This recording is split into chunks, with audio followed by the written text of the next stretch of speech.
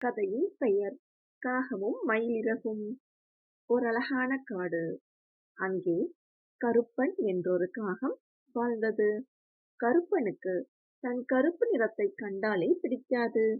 நான் ஏன் இவ்வளவு கருப்பாக இருக்கிறேன், யாரும் என்னை அழகாக இருக்கிறது என்று சொல்வதே இல்லை என்று எப்போது பார்த்தாலும் வருத்தப்பட்டு கொண்டே இருக்கும்.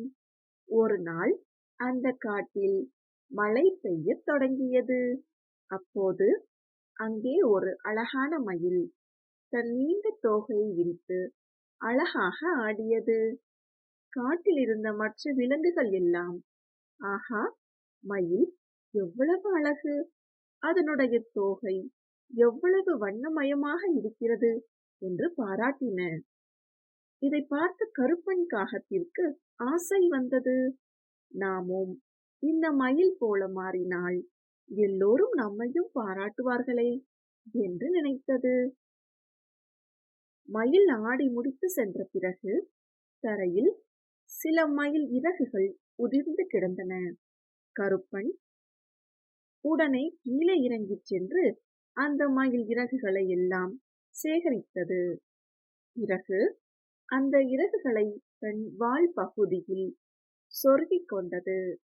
இப்போது அது கண்ணாடியில் தன்னை பார்த்தது. ஆஹா, இப்போது நானும் மயில் போல அழகாகிவிட்டேன் என்று தவறாக நினைத்து கொண்டது. என்ன நடந்தது?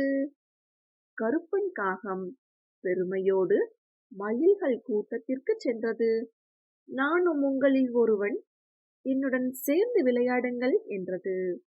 மயில்கள் அதை பார்த்து சிரித்தன. நீ மயில் கிடையாது, நீ ஒரு காகம். உனக்கு பொருந்தாத இந்த இறகுகளை வைத்துக்கொண்டு எங்களை ஏமாற்றாதே என்று சொல்லி அதை கொத்தி விரட்டிவிட்டன. அடிவாங்கிய கருப்பன் அழுது கொண்டே தன் சொந்த காகங்கள் கூட்டத்திற்கு திரும்பியது. ஆனால் அங்கே இருந்த காகங்களும், இது என்ன விசித்திரமான கோலம், நீ இயற்கையாக இருப்பதை விட்டுவிட்டு இப்படி தேவையில்லாத வேஷம் போட்டிருக்கிறாயே என்று சொல்லி அதை சேர்க்க மறுத்துவிட்டன. அப்போதுதான் கருப்பனுக்கு தன் தவறு புரிந்தது. நமக்கு எது பொருந்துமோ அதைதான் செய்ய வேண்டும்.